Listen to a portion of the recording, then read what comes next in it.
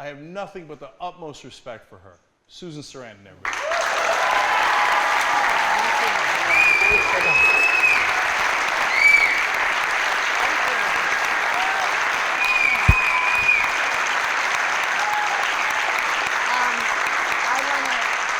I just want to say how inspiring Morgan is, and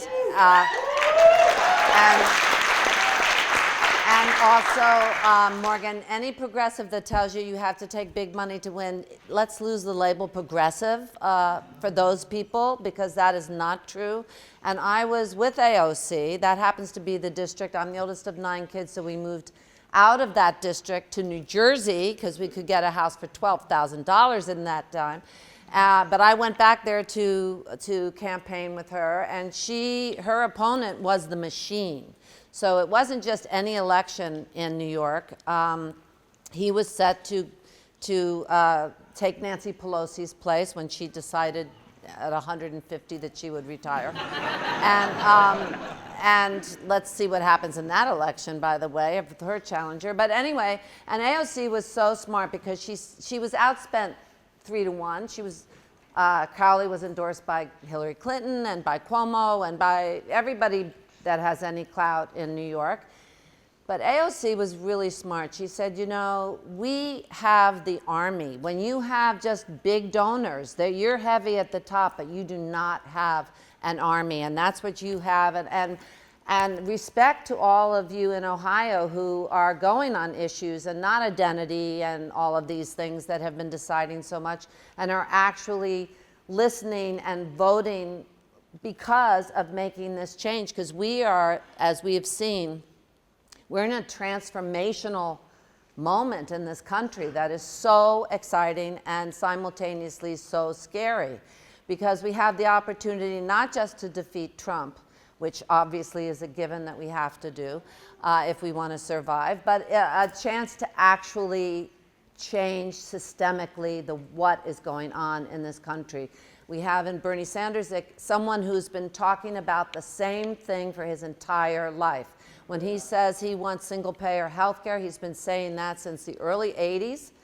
And he's not talking about, you know, single-payer that is an outline. He has a plan. He has a specific plan. He's not going to go back.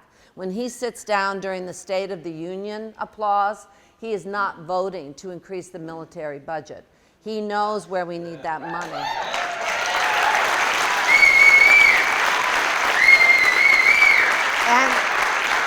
And he has great faith in the people of this country. He has put his entire life into making change in this country because he believes in the people of this country when they are given good choices, that they will vote in a way that will help them. Half the country didn't vote the last time. That's not my fault or Russia's, sorry. But, you know, I'm from New York. Yes, I did vote for Jill Stein. Just to clear things up, New York is a done deal. They go Democrat no matter who is there. So I was very fortunate that I could vote for somebody that I was worried about the environment. I wanted somebody that wasn't fracking. Now we have a choice of a Green New Deal, and I mean a real Green New Deal. And we can go with somebody who actually stands up for things in an undiluted way. We can't. We're in an, as you said, and the world is on fire. We're in an emergency situation, and anybody that doesn't get that is too comfortable. Yeah. Seriously, you know, I was just in Iowa. Bernie's talking about the agri-farms. Nobody's talking about that. What's happening to everybody's water and soil and businesses has to be addressed. It has to be addressed now. The environment can't wait 8 more years. It can't be incremental anything. It can't be little tiny fixes. Is he radical? More than half the United States wants single payer.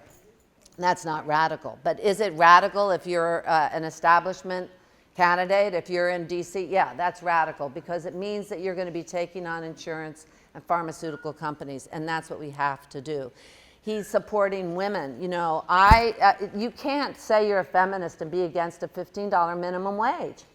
You have to want single payer allows you to go in for your to make decisions about your body, even in a hospital. You don't, you know, where all of these centers are drying up all over the country because of the rights influence and on what's happening to the Supreme Court and everything else. But you get single payer, you can find your doctor that's going to help you with birth control, or if you decide that that's the decision you want, an abortion.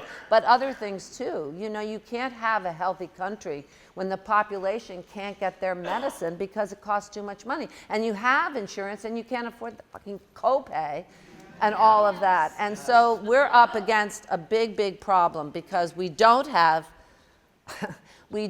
information on mainstream media that is giving you the details. It is not true that single payer is going to cost you more. In fact, single payer is going to cost you less. And the Koch brothers did a whole study that proved that, and we know they're biased.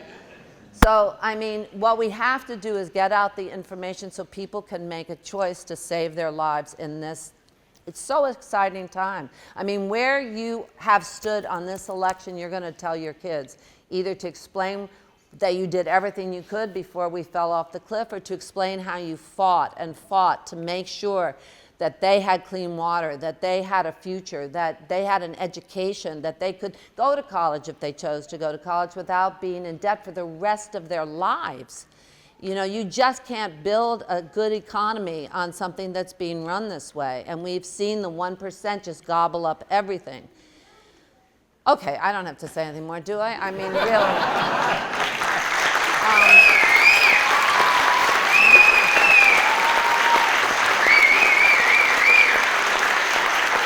But I really want to thank you all for being involved, for coming here, for doing your best for the future, for deciding to knock on doors, getting the facts. You know, once people have information, they do the right thing. It's just that they don't have information, or they're just throwing around a lot of labels, and you're not going to get much information in this debate. There's going to be 12 people up there. I mean, it's ridiculous, all right? And they've already decided at CNN, they've already decided what questions they're going to ask, and they're going to be very, very pointed with what they're trying to do and everything. So we're going to see that Bernie's healthy and fine, and that's good.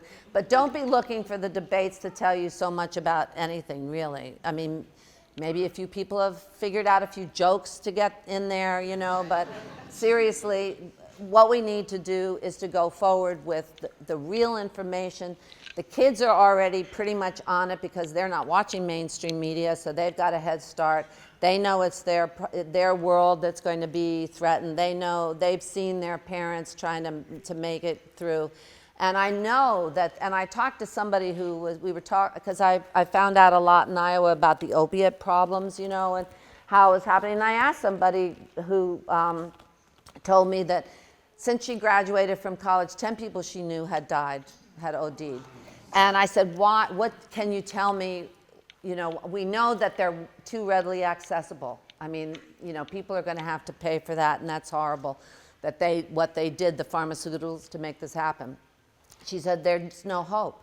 There's no hope for jobs. You go out, you got a job, you come back, and you're not upwardly mobile. And so people are very depressed. They don't know what to do. They're bored. They're lost.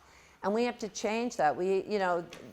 There never was an America that was great for everybody. Sorry to be the one to bring this up, but this whole idea of make America great again, for whom? You know, there have always been people that have been left out. And as Bernie says, this isn't about stepping on somebody to make it better. This is about reaching out behind you and bringing you up. So